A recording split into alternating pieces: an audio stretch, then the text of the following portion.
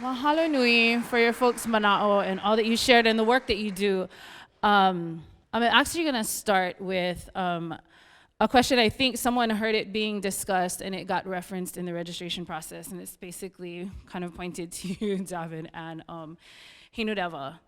The things that the two of you talked about as it relates to education and also media, underlying both of your presentations, or there were thoughts in both of your presentations that made it clear that there was a fundamental, some kind of policy that was in place, or something favorable as it relates to the ability for you folks in Wales and for you folks in Aotearoa to claim certain rights to use your languages in certain ways. One of the things that I remember you mentioning, David, was the strategies. Once those plans got put into place, so there was something happened where people or institutions had to have a language plan of some sort. And for you, of course, it kind of all goes back to the treaty of Waitangi. Like, that being said, what allows that to happen? Is it the numbers of Welsh, of Maori in Aotearoa? Is there that much political will, if you will, in order to allow those things to happen that create this fundamental foundation for Maori TV to get the funding for the things that you also mentioned, a bunch of funding, the dollars that have gone out to various places. What kind of underlies that? I think you begin with speakers and allies who demand action of some description or another. And that creates the political pressure or the political will to either change policy or to prioritize policy. Because one of I referenced a number of strategies. You can have strategies on paper, but if they're not implemented and if they're not a priority, there are dozens of government strategies in Wales that nobody takes any notice of, and there are no resources behind them because they're not political priorities. So I think it's building that, it's civil society organisations, campaigning organisations building pressure. But then something funny happens, and it relates maybe to when the Coleg Cymraeg, which my organisation in the university sector was established. It was a big student campaign. We must have a Coleg Cymraeg. And the government produced a report saying it was impossible in 2005. There were lots of discussions. And in 2007, it appeared in the government programme of action. And suddenly, the same civil servants who produced a report saying it was impossible suddenly started saying it was possible and put together a plan to make it happen. So I think you need that pressure, but then civil servants, bureaucrats, will react to the framework in which they're put. And sometimes they'll then deliver really good things because they've been told, the government has said, or the minister has said, because of a bit of political pressure, and then they'll deliver it. So it's that pressure, but it's then also keeping an eye on the government or authorities to deliver it, I think. Yeah, I'd say definitely activism. And throughout our history, as I said before, we came about after a very, very long struggle. Part of the journey in Aotearoa does include iwi radio as well, our radio stations that still exist, and we have 21 iwi stations in Aotearoa. But that push started once the treaty was signed, and then it became apparent that the Crown wasn't honouring its promises within that document, and that was followed by conflict in Aotearoa and war. So that didn't discontinue. But again, inspired similarly to the Welsh that were inspired by the civil rights movements in the US in the 1970s in Aotearoa, there was a strong political movement for language, culture and land as well. And at that same time, a process was established that saw the Waitangi Tribunal come about to listen to grievances that related to the treaty. And specifically when it comes to the Māori language, The Māori language claim was made in the 1980s. So the tribunal presented findings on that said that in terms of broadcasting, the Crown did have certain obligations, but it was another 20 years of litigation until Māori television was established. And part of that reached the High Court in New Zealand and right up until the Privy Council in England. Mm-hmm. So you needed the dedicated, committed group of people who would see that through, I would say. And this was at the same time as kohanga reo, kura kaupapa Māori, and our land movements and iwi movements within Aotearoa. So it's part of that whole ecosystem, I would say. You know, I just thought of something, and just to share with, I mean, for us here, those of us from Hawaii, here in Hawaii, and our friends from other places, one of the things that I just thought about was a recent Supreme Court decision I think a lot of us in the room are aware of. I should know the exact date. I was super excited that day, but the Supreme Court in Hawaii basically came down with a decision on a case that creates now a constitutional right to reasonable access to an immersion education in Hawaii. And that I think it's pretty huge policy-wise, but I hear what you're saying, you know, and hopefully the education group, Kanani's still in the room, we'll get into some of that conversation as well, because now a kind of a fire has been lit, and I think policymakers, legislators here in Hawaii are wondering, okay, how are we going to address this situation? There's now this constitutional right, and we know that we have, for example, we have a teacher shortage, period. You know, not just an immersion teacher shortage. And so it's a real challenge to figure out options and solutions to address this, and real substantive solutions, not just one that's gonna be kind of some, I don't know, blanket approach to try to get more, because it comes down to teachers, in classrooms, because again, the right is based on access to and being able to put your child in an immersion program wherever you live.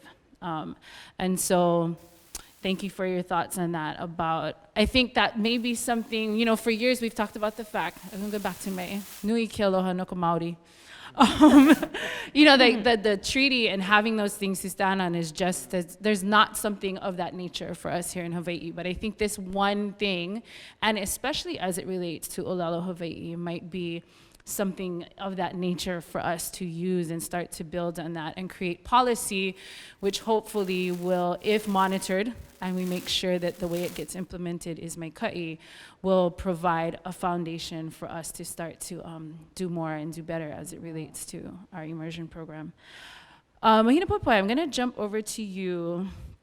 We were having a side conversation, and I'm gonna jump into this world of the trying to increase the promotion of and the integration of things Olelo Oiwi, Indigenous language for us here in Hawaii, Olelo Hawaii, in the business spectrum. And I think for a lot of times there's this assumed kind of disconnect or dichotomy between things economic, profit-driven, and things Indigenous or things Oiwi. And I'm just wondering kind of what are some of the things that you folks at Vaivai and the conversations that you're having there, what's coming, what's rising to the surface as it relates to that? Is it really a disconnect? If it is, how do we address it? Or is it a perception and a perspective thing?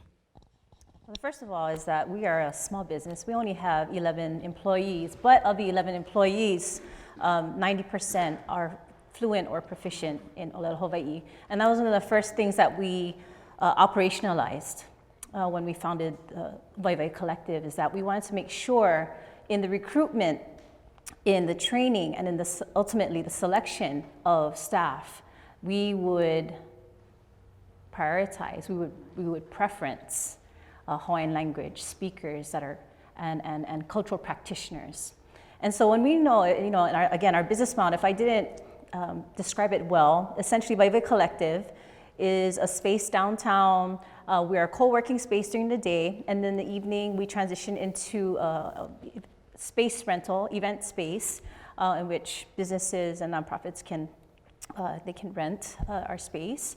And we're also an ava bar on Thursdays and Fridays. And we did that really intentionally because, you know, our greatest desire is to hold brave space because we're not seeing enough conversations being had where we're not having enough tough, honest conversations around how we continue to persist in Hawaii.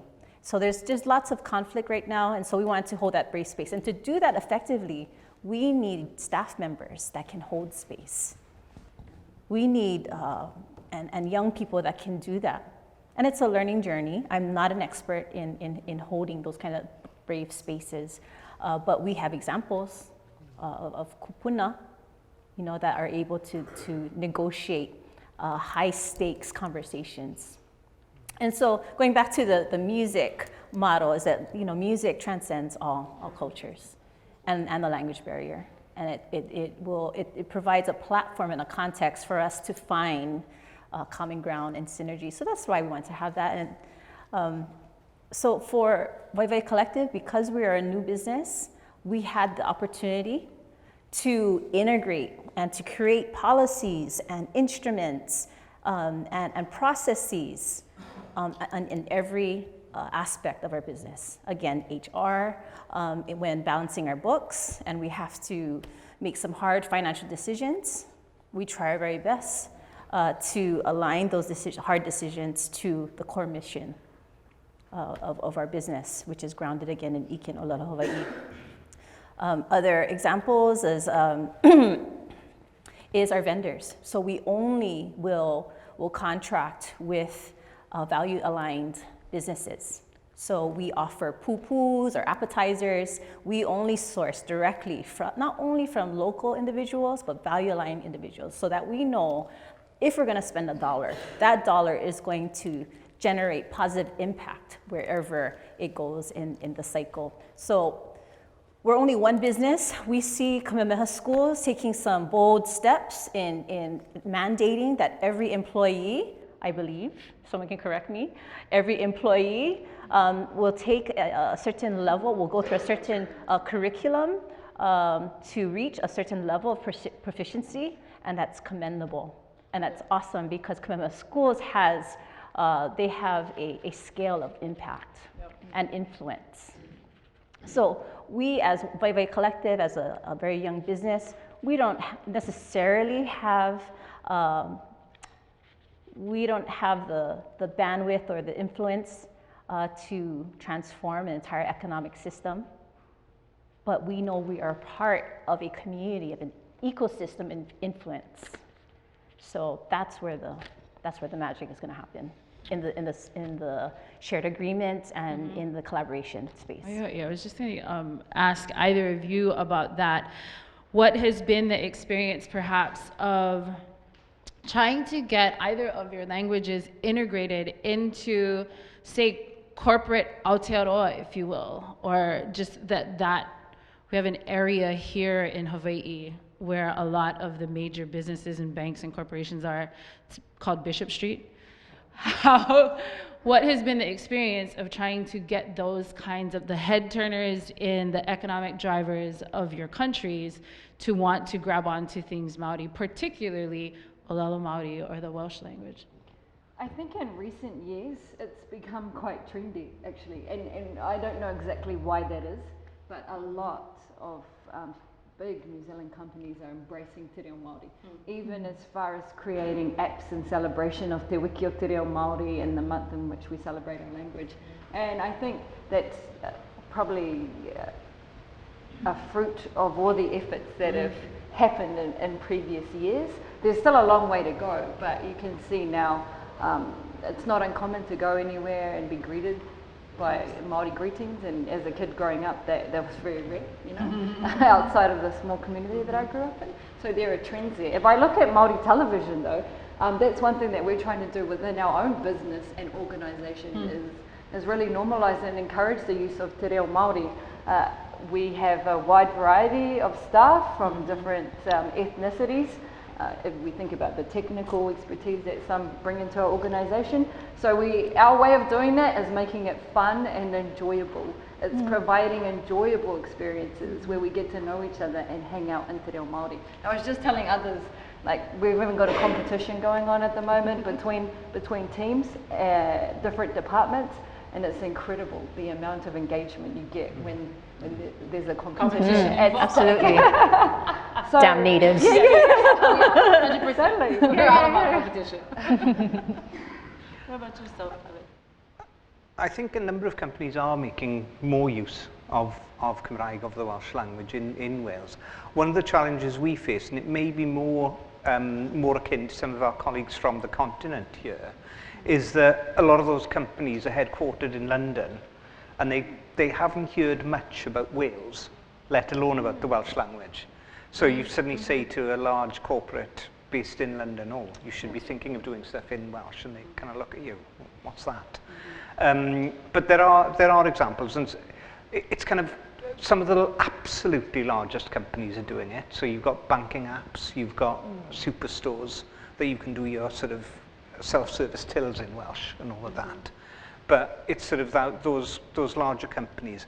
The one interesting thing, and I'm fascinated by how you contract with vendors that are value aligned. And it comes to technical use of language. We set up the Coleg Cymraeg, and then we said to everyone, to our suppliers, well, you'll need to service us in Welsh. And we employed internal auditors from PwC, global firm of auditors. And they said, oh yeah, we will, but we'll come up and we'll listen to the translation, because we provide translation at meetings, because all our meetings are in Welsh. They came to the first meeting, listened to the translation. Second meeting, they took the translation off. A bit odd. Actually, they understood enough. 3 years later, they were presenting to the committee in Welsh. Oh, wow. But in a way, but because we put the sort of the amodau, the conditions in there, it then created the conditions by which they engaged their sort of staff and their skills, which were there but latent in this process. So I think making as much use of whatever cash we have to influence companies is one way. Can I add one point? Yes, yep. What I don't want to see, this is what I don't want to see. Sometimes we have companies or organizations that have good intention and they desire to honor host culture and language. And it is sometimes reduced to a branding refresh or a marketing exercise. And I think we're past that. So yeah, I think we need to also call out. Let's find opportunities to call out, like, who are the companies and businesses and organizations and government entrepreneurs that are making brave change, courageous change, and let's highlight that and celebrate that. I was, I don't know if this is where you were going, Mahina, and potentially in there, you know, that it can't be, this is a very technical term, it can't be fufu, the way that it's applied, that language is used. What are your thoughts, or what has been kind of everyone's experience on, since we're in this space of business and corporate entities embracing things Indigenous, things Native, what has been the experience and the solution perhaps to dealing with misappropriation?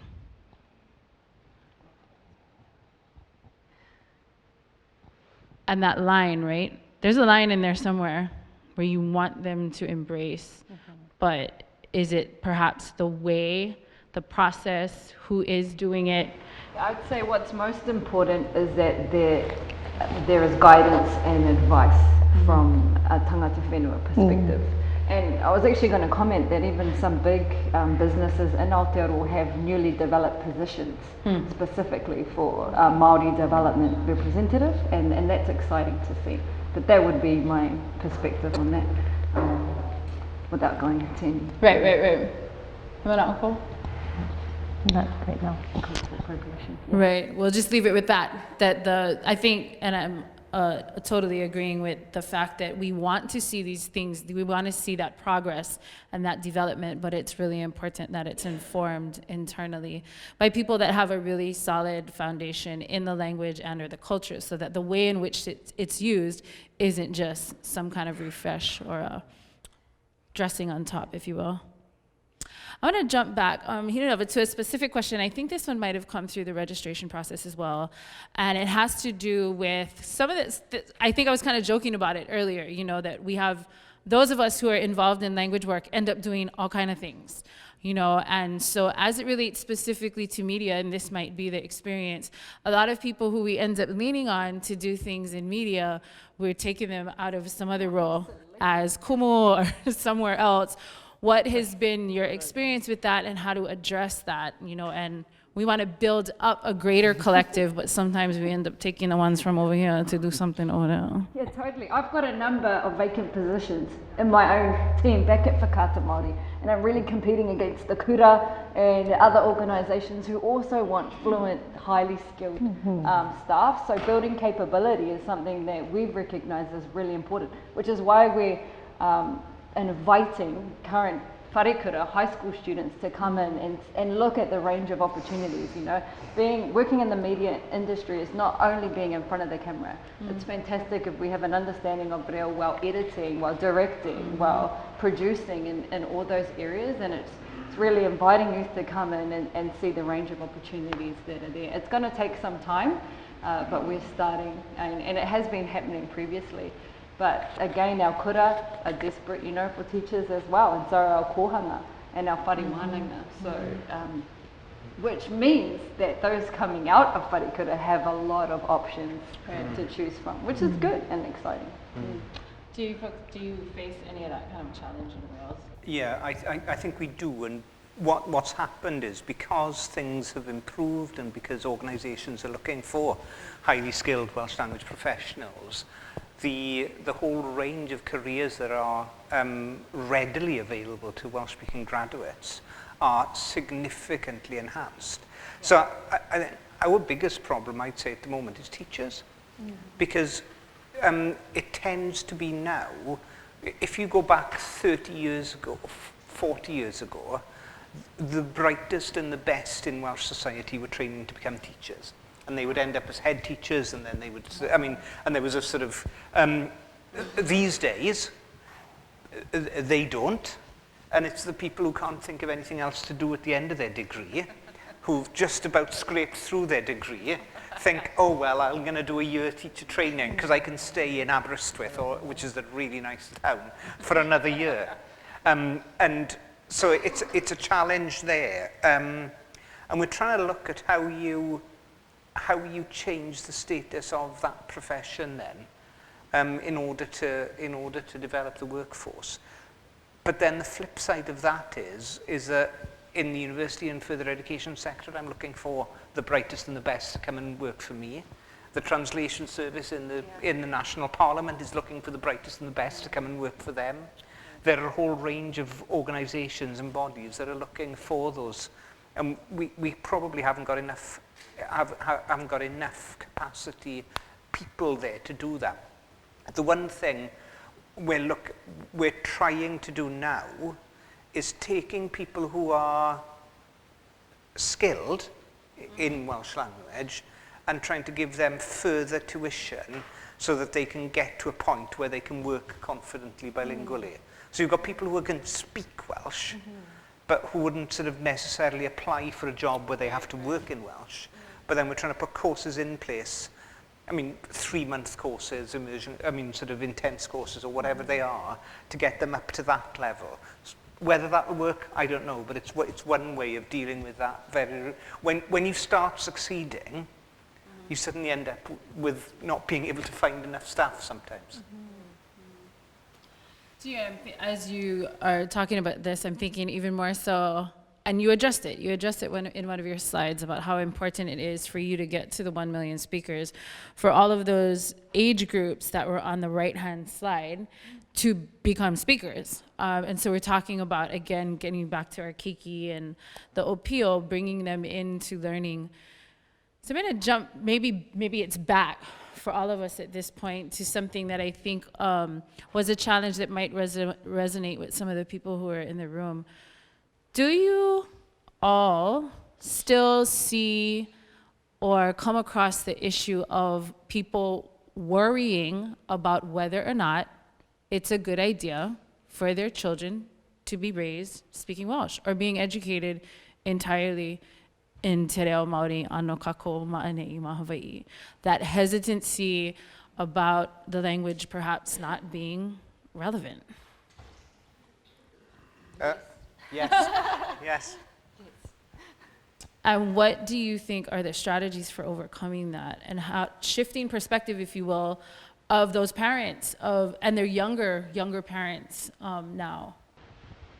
I think those attitudes aren't as prevalent as they might have been many years ago, and I think it's basic to welcome those that want to come on board the waka and paddle and focus our energies on that primarily for now. But I was really surprised that with someone who's actually around my age, I'd been at a formal dinner and they were talking about the decision they're trying to make for their own children, and they'd actually mentioned whether to succeed and go through mainstream education or consider learning in multimedia education, and I really felt like that use of that particular word. I held my tongue because I really think you get the best of both worlds by knowing your own language and your culture. And having that strong connection. But it's not as prevalent as it may have been like 20, 30 years ago, but it still exists. And attitudes are slowly shifting. In terms of convincing others, really they see it in the generations that are growing up. That's the best way to convince people, I see. And with the range of opportunities that are available for Māori speakers now in Aotearoa, that speaks for itself. I think there are specific challenges with families where no one speaks Welsh, and getting messages to those families that they should choose Welsh medium education is difficult. I think the second point about that is, let's sort of say it amongst friends, is that it is more difficult for those children who come from families where no Welsh is spoken or no Maori is spoken than for those children who've been brought up sort of speaking Maori from sort of day one. And I mean, not hugely. I mean, and I've looked at the results.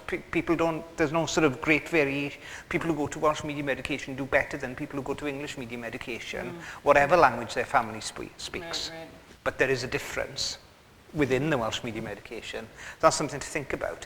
What we've been doing, and what we've been doing lately, is doing a series of sort of case studies and videos of parents who come from non-traditional backgrounds from across the world and who have chosen to send their children to Welsh medium education and love it. So you've got the parents and the children saying, look, this is great. We were worried about homework, we were worried about support. It's worked out fine. We get support, and it's not. There's something about the modern world where sort of saying, "Oh, homework isn't a problem." Well, it can be, and this is how we work through it. It's having that sort of confidence to be able to talk through some of the real challenges that there are in educating children. Maybe I can respond to that particular question as well.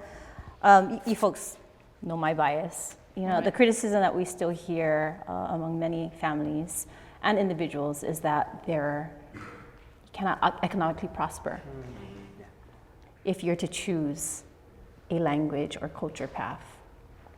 That's the criticism that I hear. There are no jobs. We know that's not true, but we need to give them more reasons as to why to dispel that myth. I've been thinking about another thing too, and that's access to aina. And why I think that's relevant is because if we have access to our ancestral lands, we can sustain our practices, we can grow our practices and our relationships to place. And from that sense of being and deep connection, that's what we need to continue to ground us.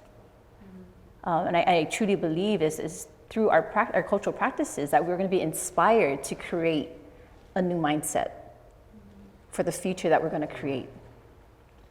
Another thought too is that we need to be like our sisters and brothers here. We need to dominate media, and thank you to OEB TV and to Kanaʻokana and their social media work, and all the Haleʻōlelo and all the awesome media makers that have been in the thick of media work here in Hawaii, but we don't have the same level of enabling policies and funding. So I don't know, I think it would be we would move that dial faster. We would reverse possibly the criticism. That's the optimist in myself talking.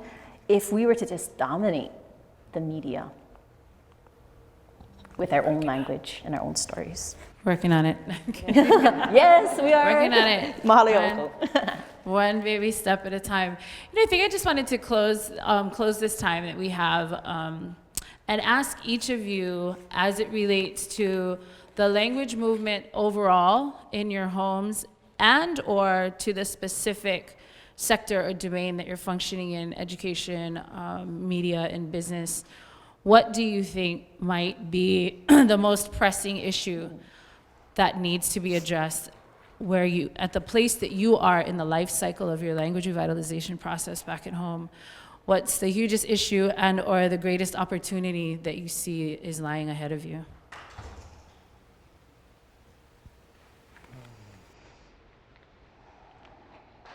I think for us, it's that bridge into the workplace and into adult life, and whether that bridge is through training or through university or through family connections or through travel, whatever it is, there's that transition into adult life that we haven't quite got right yet. And if we do that, then we're going to go, we'll hit the million and more.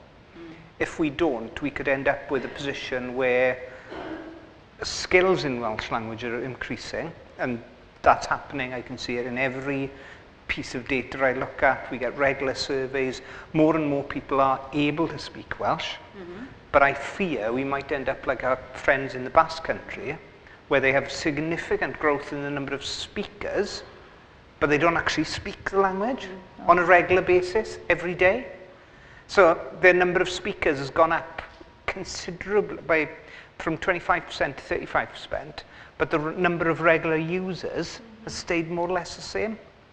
And I think that's a war. I mean, they're addressing it because they're aware of these things, but I think that's a warning to us and to any context that we can teach people our wonderful languages, but we need to make sure they want to use them, and we need to give them the opportunities to use them. That isn't easy. And I was going to touch on that. You know, the sign of a living language is one that's spoken and used, and that's the most important thing. Regardless of institutions or legislation or funding, it really is within our own mouths, really. And so the shift in Aotearoa came with the review of the Māori Language Act and that model, which shows the two sides of the whare. And the Mahi Māori, the key aim is for Māori to become a first nurturing language within homes. And then if you grow up with te reo and if we raise children with te reo, then they go out into the community. And we've seen, often even now within kura and Māori television, once the camera is off, there's still a switch to English. Once you step out of the class, not always, but often, there's that switch to English. And it's about making it our language of love, of community, of whānau. And that is what is really important. And everything else is to support those families and those communities. So that would be the key message that I would want you to take out of this hui.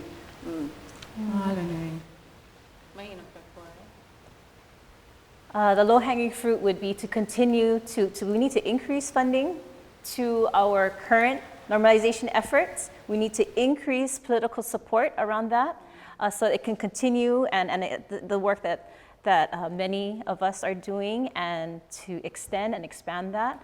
And then, here's the aspirational part, is we need to create a parallel system that I alluded to. We need to create a parallel pathway and kind of understand all the ingredients and components that made this current system, ola, normalization effort, OLA, through education. How do we do that for job creation and economic development so that we can all thrive here in Hawaii? And one last thing is, we have to do this. We have to thrive as Indigenous peoples because look at our planet. Suffering, right, in the midst of climate change. So now more than ever, the wisdom of our ancestors is being called upon. Mahalo nui, Mahina Poi Poi, for wrapping with that. That's just bringing it all back around, I think, to the International Year of Indigenous Languages. That was one of the huge reasons why I think, or the lobbying points, if you will, for getting the International Year approved is because there is priceless knowledge, literally, that's codified in these Indigenous languages throughout the world. Some of those bits of knowledge which are literally key to kind of our survival as people going forward. So mahalo nui no kela manao. Mahalo ho ia o ko e kolu no ko ho ea ana mai ko o ko mau manao I ho ike ahu vale a maika iloa ia ke ia la a me ka noho vala o me mako me ke ia. Thank you guys so much for all you shared, your thoughts, and for taking a few more minutes to be here with us to answer some of these questions. E mahalo ho kako I ke ia po e hoa kako o lalo uivi. You folks are brilliant. I'm so honored to know you too.